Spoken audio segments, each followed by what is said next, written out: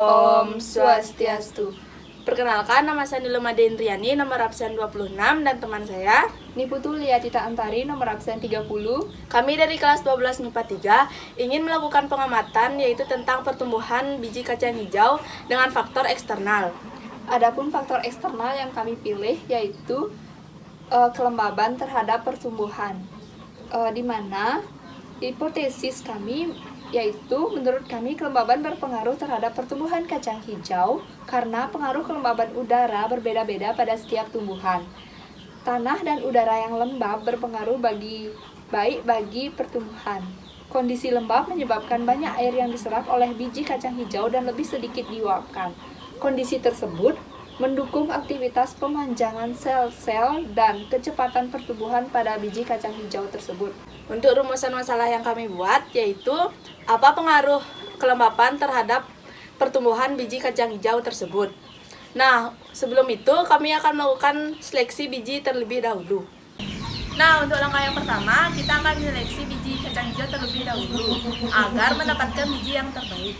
Nah, cara pemilihan biji kacang hijau yang baik yaitu kita mencari biji yang berwarna hijau merata, tidak kecoklatan, serta bentuknya yang utuh.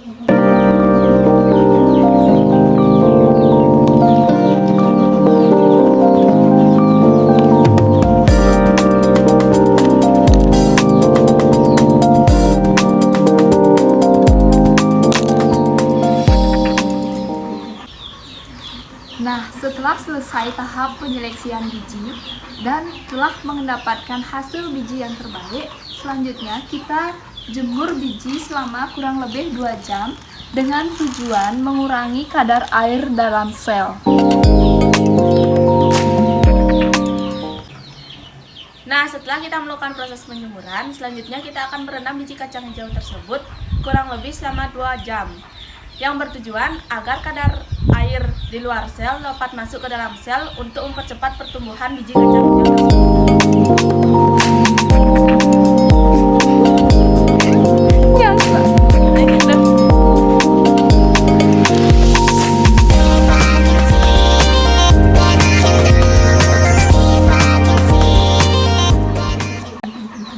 Nah, sambil menunggu proses perendaman biji kacang hijau, alangkah baiknya kita menyiapkan media yaitu 3 buah cup yang sudah berisikan tanah untuk penanaman biji kacang hijau tersebut.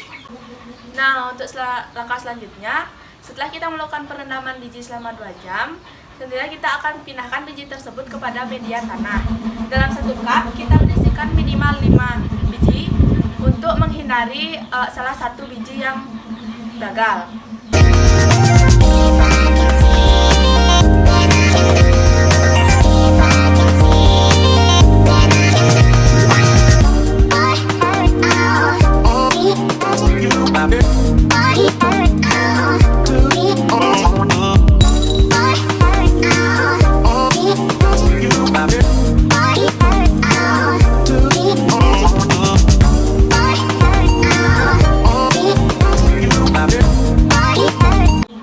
Nah, setelah tadi teman saya sudah meletakkan biji kacang hijau di atas media tanah, kemudian sekarang kita sirami biji kacang hijau tersebut dengan air secukupnya dengan takaran yang sama.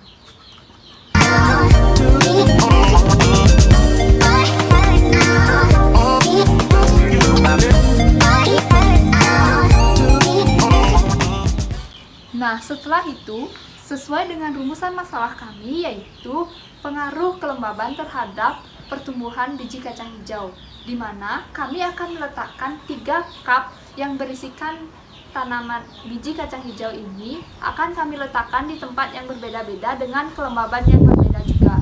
Salah satunya akan kami letakkan di kamar mandi, yang kedua akan kami letakkan di dalam ruangan, dan yang ketiga akan kami letakkan di luar ruangan. Setelah kita menaruh di 3 tempat dengan kelembapan yang berbeda, selanjutnya biji kacang hijau akan berkembang dari tahap zigot menjadi terbentuk embrio di dalam biji. Dan pengamatan hari pertama dapat kita lihat perkembangan dari biji tersebut menjadi calon akar atau radikula, seperti gambar. Jadi, setelah kemarin kami melakukan pengamatan pertumbuhan biji kacang hijau di hari pertama, sudah memasuki tahap radikula atau pembentukan calon akar.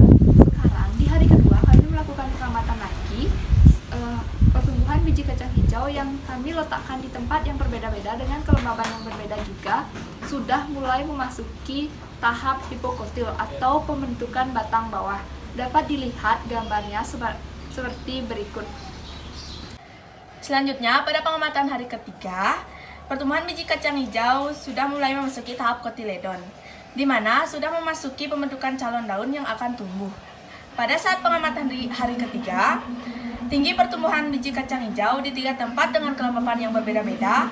Yang pertama, di dalam ruangan, pertumbuhan tingginya yaitu 3 cm dan sudah memasuki tahap kotiledon. Selanjutnya, di luar ruangan, tingginya yaitu 1,8 cm dan belum memasuki tahap kotiledon. Yang terakhir yaitu di kamar mandi. Tinggi pertumbuhannya yaitu 2,3 cm dan sudah memasuki tahap kotiledon. Seperti kalian lihat,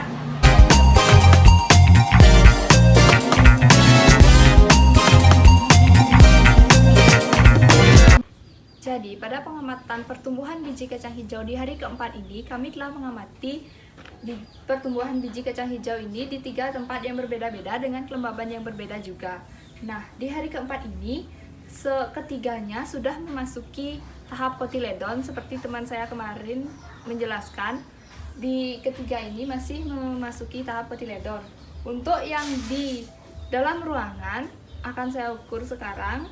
Untuk tinggi batangnya sudah mencapai 8 cm dan panjang daunnya sudah mencapai 1,8 cm.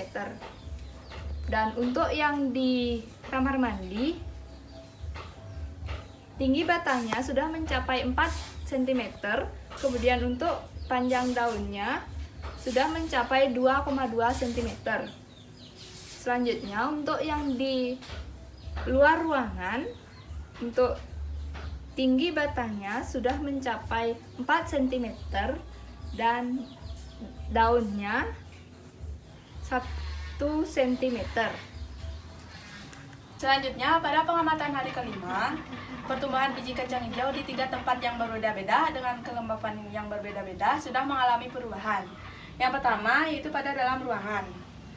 Untuk tinggi batangnya yaitu sudah mencapai 14 cm dan untuk panjang daunnya sudah mencapai 2,8 cm. Nah, untuk yang kedua yaitu luar ruangan. Untuk yang pertama, tinggi batangnya yaitu sudah mencapai 8,5 cm. Untuk panjang daunnya yaitu 2,5 cm. Untuk yang ketiga yaitu pada kamar mandi. Untuk tinggi batangnya yaitu sudah mencapai 8 cm.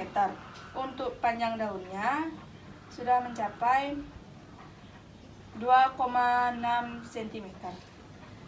Jadi dapat dikatakan pada pengamatan sampai hari kelima ini, pertumbuhan biji kacang hijau dengan kelembaban yang berbeda-beda yang paling cepat mengalami pertumbuhan yaitu pada pertumbuhan biji kacang hijau di dalam ruangan.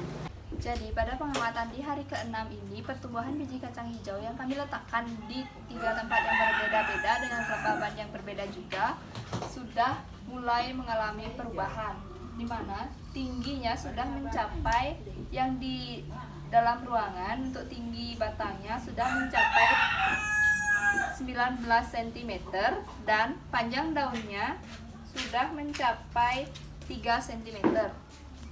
Kemudian yang di luar ruangan, tinggi batangnya sudah mencapai 13 cm dan panjang daunnya sudah mencapai 3,5 cm.